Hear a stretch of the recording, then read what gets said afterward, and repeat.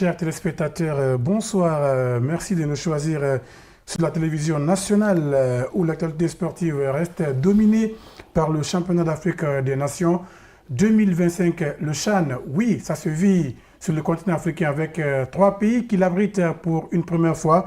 Alors, pour ce vendredi 8 août 2025, mesdames, messieurs, un programme très alléchant avec deux rencontres au compte de la poule C, où tout à l'heure, à partir de 14 h temps universel, l'équipe algérienne, les Fennecs d'Algérie, qui ont réussi leur entrée en matière en dominant l'Ouganda 3-0. Deuxième sortie aujourd'hui, ça serait face à l'Afrique du Sud. Un peu plus tard, vers 17 h temps universel, l'équipe de la Guinée, oui, le style local conduite par Suleiman Kamara Abedi, fera sa deuxième sortie face à l'équipe ougandaise, un autre pays organisateur. Pour parler de ces deux rencontres de ce vendredi, mesdames, messieurs, je suis avec mes invités, mes consultants, Kaba Bamba, qui est consultant sportif, Mohamed Kaba Bamba. Bonsoir et bienvenue. Bonsoir Moudou, c'est un plaisir d'être là pour servir la nation et rentrer avec la joie chez Chan, qui est vraiment une grande compétition. Une compétition qui a pris notre tournure avec des équipes qui sont là, juste pour faire la fête du football africain. Alors l'autre consultant, c'est Kamouri Diakité, ancien international, actuel directeur sportif de l'Ashanti Golden Boys, Yirin Lasag. Monsieur Kamouri Diakité, bonsoir et bienvenue. Bonsoir Mourma et bonsoir à tous ceux qui nous pratiquent sur la RTG. Comme vous l'avez bien dit, cette compétition maintenant vraiment après aussi notre envergure, que dans les années à venir, on pensera que les autres équipes aussi qui ne participent pas viendront aussi pour le mettre au même niveau que la Coupe d'Afrique des Nations. Bien, un programme très riche, un programme varié également, parce que notre Sili, le Sili local, joue cet après-midi contre l'Ouganda, mais ça serait un peu plus tard, vers 17 h. Et avant de parler de ce match, on va se replonger directement dans le match Algérie contre Afrique du Sud. Et l'équipe sud-africaine qui n'a pas encore joué dans cette compétition, qui était exempte lors de la première journée parce que c'est 5 équipes par poule. Alors, Algérie qui a gagné contre l'Ouganda 3-0. Alors, Monsieur Bamba Diakité, comment vous, Monsieur Kaba Bamba, comment vous trouvez ce match Algérie et Afrique du Sud, deux championnats de très très haut niveau du continent africain? Vous avez bien mentionné, et moi je pense que c'est un grand match entre Sud-Africains et Algériens.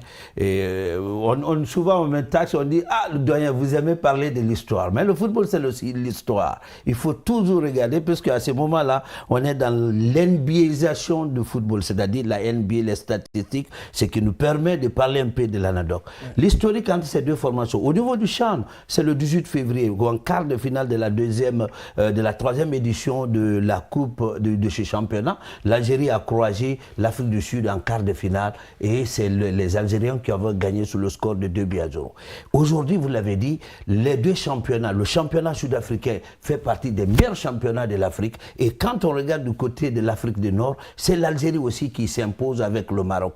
Donc c'est une grande rencontre. Il y aura de la vivacité, il y aura de l'agressivité et du beau football. Surtout que l'Algérie a une autre ambition. Elle a perdu le tournoi qu'elle avait organisé, ses ailes, en 2022. Donc l'objectif cette année, il faut aller au-delà de la finale, remporter pour la première fois le CHAN. L'Afrique du Sud, qui a eu des difficultés pour construire son équipe, on le sait déjà, l'entraîneur Molife Nzengue, et la plupart des clubs sud-africains ont refusé de libérer leurs clubs. Seulement Mamelodi Soldat. Donc, c'est une équipe qui a fait la campagne avec des joueurs qui n'ont pas les clubs. Et donc, c'est un match très très important pour les Sud-Africains, mais les Algériens qui ont déjà 3 points en poche ne vont pas se laisser faire. Bien. Donc, ça sera une grande rencontre. Bien, on a suivi Kaba Bamba. Alors, Kamouri Diakité, vous avez joué le football de très très haut niveau, que ce soit sur le plan national ou international. Alors, ce match Algérie et Afrique du Sud, comment vous trouvez cette rencontre cet après-midi? Peut-être moi je ne vais pas parler un peu de l'historique ici. Moi je dirais que là, les Algériens ils auront un peu d'avantage dans la mesure où eux, ils ont déjà fait un premier match. Ils ont gagné. Donc, et puis, ils ont gagné aussi avec la manière. Ouais. Et ça, c'est un avantage juste sur le papier, quoi. Donc, quant aux Sud-Africains, comme l'a dit bien mon frère, le championnat, si c'est les joueurs à forte représentant de Mamelodi Sundowns, ça veut dire qu'il y aura quand même il y aura beaucoup de trucs dedans. Attendons de voir tout de suite, même si les Algériens ils ont déjà fait leur premier match là, je pense que les Sud-Africains aussi, ils auront, parce qu'ils savent que même s'ils sont 5 dans la poule, mais c'est deux qui se qualifieront. Donc, ils aussi vont se dire aujourd'hui, attendons, on va gagner notre premier match, parce que c'est le premier match. Donc, moi, je dirais peut-être avantage pour les Algériens, mais juste sous le papier. Hein, donc, nous connaissons tous quand les deux clubs se rencontrent avec les clubs en coupe entre les clubs, comment ça se passe. Donc, attendons de voir. Bien, attendons de voir ce match entre l'Afrique du Sud et l'équipe algérienne, Kababamba. Alors, vous avez écouté Kamori qui parle un peu de suprématie de l'équipe algérienne. Mais ce genre de match, surtout que l'Algérie a gagné, l'équipe sud-africaine également qui n'a pas encore joué, va dire non, nous aussi on a notre place à jouer dans cette compétition. Oui, et surtout que ce qui va changer, les Sud-Africains, les Bafana locales, il faut dire que avec 12 joueurs locaux qui n'ont pas de club, qui sont free Asian comme on le dit, vont essayer de se mettre à l'évidence. Ça veut dire qu'ils vont donner tout. Donc ça sera un match très difficile. L'Algérie, on sait la solidité défensive de Majid Bouguera. Oui, vous avez les vétérans dans chaque compartiment et la gardez l'ossature de 2022 pratiquement. Vous retrouvez Ayoub Zenzela du côté de la défense au milieu du terrain. On a Zakaria Draoui et puis à l'attaque le grand buteur Eyam Majoui et Abdraman Menzea qui vont animer la ligne d'attaque. Mais les Sud-Africains, avec 5 joueurs de Mamelodi Sundowns, il l'a dit, ces joueurs sont venus pour se mettre à l'évidence. Et le président de la Fédération sud-africaine disait, c'est les mêmes qui ont fait les éliminatoires.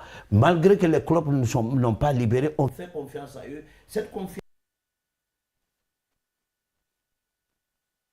très ouvert, mais côté algérien, on va être un peu prudent face à cette équipe. Vous connaissez le football sud-africain, c'est un football basé sur la technique et souvent le terme chipopo, ça vient de l'Afrique du Sud, c'est-à-dire souvent la technique, faire plaire un peu au public, mais cet après-midi, la rigueur doit être vraiment le mot d'ordre et puis le réalisme du côté de l'Afrique du Sud qui doit combler son retard.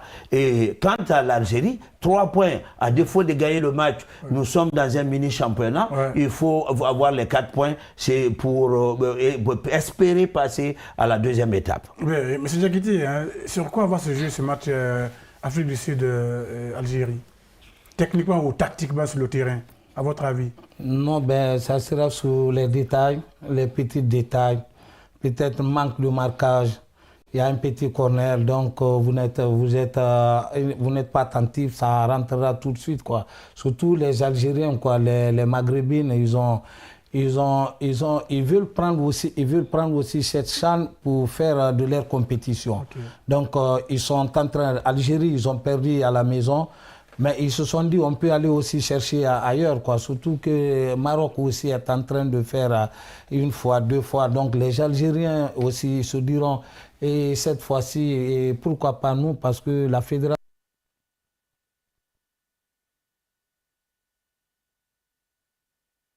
quelques retours, sinon tous ceux qui sont là, ils étaient là en 2022. Donc moi je dirais que ce match se jouera sur les détails, mais attention, comme je l'ai dit, là, malgré ces clubs, les joueurs sud-africains, ils n'ont pas de club, mais moi, ça me dirait, les Africains, ils ont tous le même niveau, hein. Ce n'est pas des joueurs qui s'entraînent avec Real Madrid ou Barcelone, quoi. Ils s'entraînent tous ici, donc la plupart, ils ont des entraîneurs locaux aussi, donc moi, je dirais que peut-être l'équipe qui serait mieux concentrée, et mieux concentré du début à la fin et il va gagner ce match. Il faut rappeler que c'est le groupe de la Guinée, pour le moment le classement donne l'avantage à l'Algérie qui a gagné 3-0 et qui a plus 3 goals différentiels. Ouais. Suivi de la Guinée qui est deuxième avec 3 points plus 1 goal différentiel. L'Afrique du Sud qui n'avait pas joué est troisième. Hein. Ouais. Voilà. Niger et Ouganda sont respectivement 4e et 5e dans ce groupe. C'est un peu ça aussi, le déséquilibre. Hein. C'est 5 nations pour 2 places en quart de finale. Oui, je sais, c'est arrivé. Et la CAF avait la main très remplie de difficultés pour vraiment mettre cette compétition, puisque c'est tout à fait normal que les équipes soient 4-4. Mais c'est une opportunité aussi pour les équipes pour se mettre à l'évidence. Vous l'avez dit, sur quoi ce match va se jouer. Là, la réalité, c'est que il faut être très prudent derrière. Au début de cette compétition, nous avons remarqué la plupart des entraîneurs adoptent un système de jeu 4-3-3. Même les Algériens qui ont battu l'Ouganda au match d'ouverture du pool C, ça veut dire l'Algérie a joué le même système 4-3-3. Et une solidité défensive. Au milieu du terrain, la bataille du milieu du terrain, les Algériens ont gagné. Il y avait la rapidité du côté de l'Ouganda. Mais côté sud-africain, ils ont observé cette équipe algérienne qui joue avec beaucoup de prudence, mais il y a du réalisme. Aussi, les Sud-Africains, c'est une équipe très technique. Donc, ça dépendra maintenant de cette ligne d'attaque qui va être plus réaliste et plus précise dans les derniers gestes. Et je pense que l'Afrique du Sud, il faut se méfier de cette équipe sud-africaine qui, aujourd'hui, comme elle le dit, 12 joueurs se cherchent des contrats. Et on sait aujourd'hui qu'au CHAN, beaucoup de recrutés, beaucoup de grands clubs sont venus parce que c'est le football africain à l'état naturel, l'état pur. Vous avez vu le Chili, on va revenir. Donc, ça excite même les agents de sport qui veulent vraiment recruter. Donc, ils vont se donner à fond. Ça sera un match très difficile pour l'Algérie. L'Algérie va jouer avec la prudence. L'Afrique du Sud va aller chercher ses Algériens pour au moins avoir les 3 points. Donc, ça va se suivre sur les détails, comme dirait Kamori. Donc, il faut se méfier aussi des contre-attaques de cette formation algérienne. Rapidement, on va aller du côté au stadium de Nelson Mandela pour voir cette première période. Alors, Kamori Diakité, rapidement, vous voyez quelle équipe gagne la première période? Ou bien vous voyez un match nul ou... 0-0. Voilà, 0-0, d'accord. On va partir donc pour ce match électrique qui va se jouer entre Algériens et Sud-Africains. Et puis nous, on sera là lors de la deuxième ou la mi-temps de ce match pour faire un débrief et continuer avec cette rencontre Algérie-Afrique du Sud.